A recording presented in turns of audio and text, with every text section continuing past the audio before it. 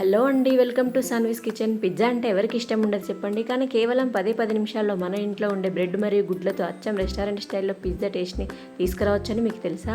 అసలు pizza base లేకుండా అంత టేస్టీగా చీజీగా ఎలా వస్తుందని ఆశ్చర్యపోతున్నారా? ఈరోజు మన వీడియోలో పిల్లలకి ఎంతో ఇష్టమైన, పెద్దలు కూడా లొట్టలేసుకొని తినే ఇన్స్టెంట్ బ్రెడ్ అండ్ ఎగ్ పిజ్జాని ఎలా తయారు చేసుకోవాలో చూసేద్దాం రండి. ఒక్కసారి ఇది చూసారంటే మీరు బయట పిజ్జా తీసుకురావడం ఆపేస్తారండి. దీనికి కావాల్సింది ఒక 4 బ్రెడ్ ముక్కలు తీసుకొని దాన్ని ట్రయాంగిల్ షేప్లో కట్ చేసుకోవాలండి. ఇలా వీడియోలో చూపిస్తున్నట్టుగా ట్రయాంగిల్ షేప్లో ఒక్కొక్క దాన్ని మంచిగా నీట్గా కట్ చేసుకొని పక్కకు పెట్టేసుకోవాలండి. చూడండి, మొత్తం ఇలా ట్రయాంగిల్ షేపే రావాలండి. ట్రయాంగిల్ షేప్ వస్తేనే పిజ్జా అనేది చూడడానికైనా చేయడానికైనా పర్ఫెక్ట్గా వచ్చేస్తుంది. దీనికి కావాల్సింది ఒక బౌల్లో 4 ఎగ్స్ తీసుకొని ఇలా పగలగొట్టుకొని వేసుకొని దాంట్లో కొంచెం చిల్లీ ఫ్లేక్స్, తరిగిన కొత్తిమీర వేసుకొని బాగా చిలకాలండి. చిలికి పక్కన పెట్టేసుకొని గ్యాస్ ఆన్ చేసి అడుగు మందంగా ఉన్న ప్యాన్ తీసుకోవాలండి. ఇది బాగా హీట్ అయిన తర్వాత ఇప్పుడు దీంట్లో ఒక టేబుల్ స్పూన్ బటర్ వేసుకోవాలండి. బటర్ మొత్తం గిన్నెకు మొత్తం స్ప్రెడ్ అయ్యేలాగా మొత్తంగా ఇలా చూపిస్తున్నట్టుగా కలుపుకుందాం. ఇప్పుడు మొత్తం బటర్ మొత్తం కరిగిపోయిన తర్వాత ట్రయాంగిల్ షేప్లో కట్ చేసుకున్న బ్రెడ్ ముక్కల్ని మంచిగా ఇలా మొత్తం గిన్నెలో పెట్టేసుకుందామండి.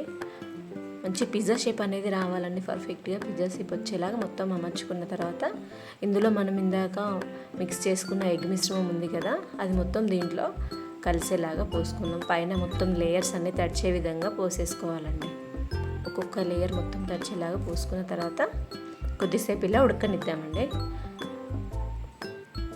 ఒక 5 మినిట్స్ ఇలా ఉడికిన తర్వాత దీన్ని మళ్ళీ వేరొక సైడ్ టర్న్ చేసేసుకుందాం.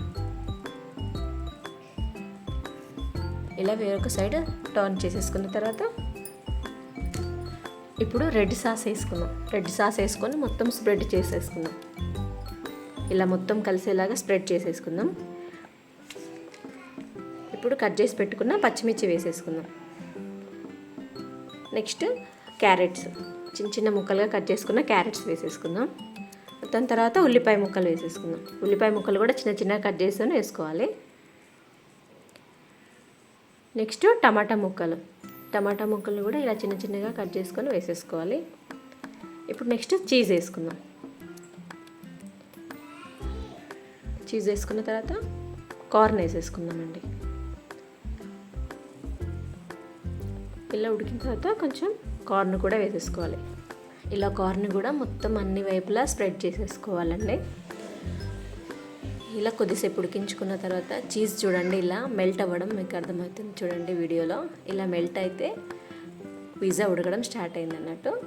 ఇప్పుడు దీని మీద ఒక మూత పెట్టేసుకొని 3 to 5 మినిట్స్ కుక్ చేసేసుకోవాలండి. 3 to 5 మినిట్స్ కుక్ చేసుకున్న తర్వాత ఇప్పుడు పిజ్జా రెడీ అయిపోయిందండి. దీన్ని ఒక సర్వింగ్ బౌల్లోకి తీసేసుకోవడమే, అంతే అండి. ఎంతో టేస్టీ అండ్ హెల్దీ.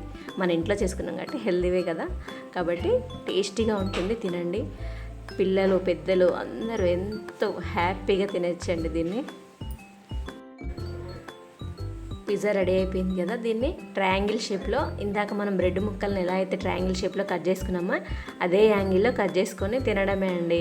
ఎంతో హ్యాపీగా తినేయచ్చు. మా పిల్లలు చూడండి ఎంత ఇష్టంగా తింటున్నారో, చాలా టేస్టీగా వచ్చిందని చెప్తున్నారు. అంతే అండి, టేస్టీ పిజ్జా రెడీ అయిపోయింది. ఈ వీడియో కనుక మీకు నచ్చినట్టయితే మా ఛానల్ని సబ్స్క్రైబ్ చేసుకోండి, మాకు సపోర్ట్ చేయండి.